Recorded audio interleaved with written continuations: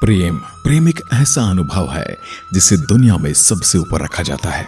या आप जानते होंगे कि जब भी प्रेम की बात होती है तो राधा कृष्ण का नाम अवश्य लिया जाता है। कहते हैं कि राधा रानी और श्री कृष्ण की तरह किसी ने न तो प्रेम किया है और न ही कोई कर सकेगा। राधा कृष्ण का प्रेम परिशुद्ध प्रेम था। यह भी माना जाता है कि राधा और कृष्ण दोनों एक ही थे। जब भी राधा का नाम लिया जाता है तो कृष्ण जी का नाम भी लिया जाता है।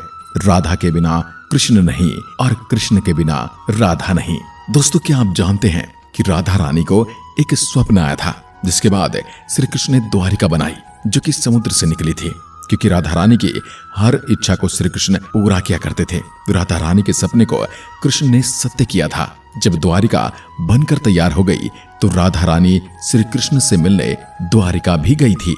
और जब सालों बाद कृष्ण ने राधा को देखा तो काफी प्रसन्न हो गए थे और ऐसे में राधा कृष्ण के महल में रहने लगी थी। इसके काफी दिनों के बाद कृष्ण जी के महल में राधा जी को ऐसा लगने लगा कि वह आकर्षण से पहले की तरह मन से जुड़ी हुई नहीं है। यानी कि कृष्ण और राधा के बीच में पहले जो लगाव था वो बाद में कम हो जा रहा है। ऐसे में राधा ने कृष्ण को बिना बताए ही कृष्ण का महल छोड़ने का निर्णय ले लिया था। श्री राधा को लगता है कि कृष्ण से दूर होकर उनके मन से वो जुड़ सकती हैं, क्योंकि राधा जिस कृष्ण के स्वरूप से प्रेम करती थी वो स्वरूप प्रत्यक्ष नहीं था। जब राधा के जीवन के कुछ क्षण रह गए थे तब भगवान श्री कृष्ण ने राधा जी की जीवन की आखिरी इच्छा पूछी, जिसके उत्तर में राधा ने कहा कि वह आपको बांसुरी बजाते हुए देखना चाहती है। जैसे ही श्री कृष्ण ने बांसुरी को बजाना आरंभ किया तो राधा कृष्ण की बांसुरी की धुन सुनते सुनते अपने देह को त्याग देती हैं। तो दोस्तों, इस तरह से राधा की मृत्यु हुई थी।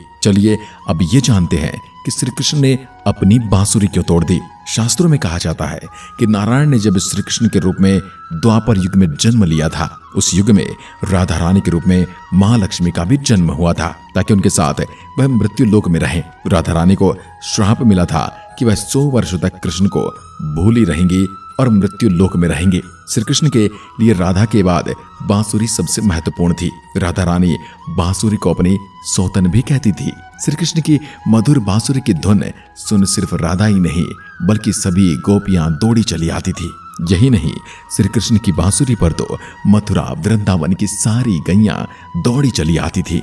यही वजह है कि बांसुरी को राधा कृष्ण के प्रेम का प्रतीक भी माना जाता है। मगर एक समय ऐसा आया जब कंस का वध करने के लिए भगवान कृष्ण को मथुरा जाना पड़ा। कृष्ण के वहां से चले जाने पर सिर्फ राधा ही नहीं बल्कि पूरा गोकुल दुखी हो उठा। लेकिन मथुरा जाने के पश्चात श्री कृष्ण कभी लौट कर नहीं आ पाए। मथुरा जाने से पहले श्री कृष्ण राधा से मिले थे। राधा कृष्ण के मन में चल रही हर गतिविधि को जानती थी। राधा को फिर से लौटने का वचन देकर श्री कृष्ण उनसे दूर चले गए। कृष्ण राधा को ये वचन देकर गए थे कि वो वापस आएंगे, लेकिन कृष्ण राधा के पास वापस नहीं आए। उनका विवाह भी रुक्मणी से हुआ। रुक्मणी ने भी श्री कृष्ण को पाने के लिए बहुत जतन किए थे।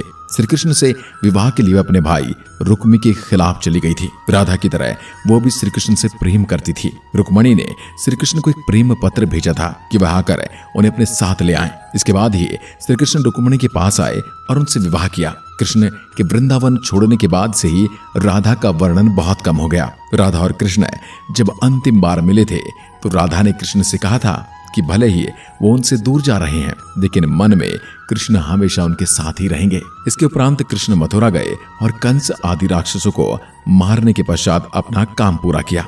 इसके बाद प्रजा की रक्षा के लिए कृष्ण द्वारिका गए और द्वारिकाधीश के नाम से लोकप्रिय हुए। जब कृष्ण वृंदावन से चले गए तब राधा के जीवन ने एक अलग ही मोड़ ले लिया। राधा का विवाह हो गया था। राधा ने अपने दाम्पत्य जीवन के सारे नियम निभाए, लेकिन उनका मन तब भी श्री कृष्ण के लिए समर्पित था। राधा ने पत्नी के तौर पर अपने सारे कर्तव्य पूरे किए। दूसरी ओर श्री कृष्ण ने अपने दैवीय कर्तव्य निभाए।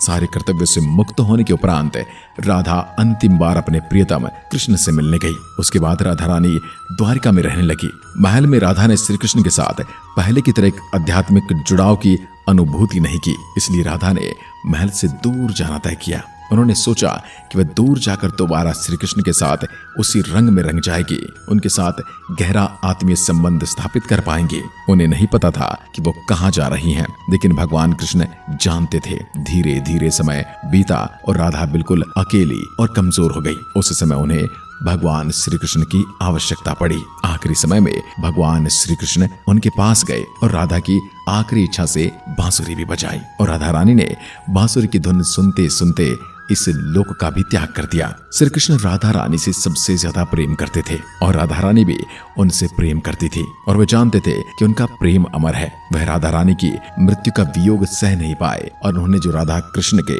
प्रेम के प्रतीकात्मक अंत के रूप में भगवान कृष्ण ने अपनी बांसुरी तोड़ दी और वहीं फेंक दी, क्योंकि राधा प्रेम की देवी थी। उसके बाद श्री कृष्ण ने जीवन भर कभी बांसुरी नहीं बजाई। दोस्तों, आपको राधा रानी और श्री कृष्ण के बारे में जानकर कैसा लगा कमेंट में लिखकर जरूर बताएं और वीडियो को लाइक और शेयर अवश्य करें।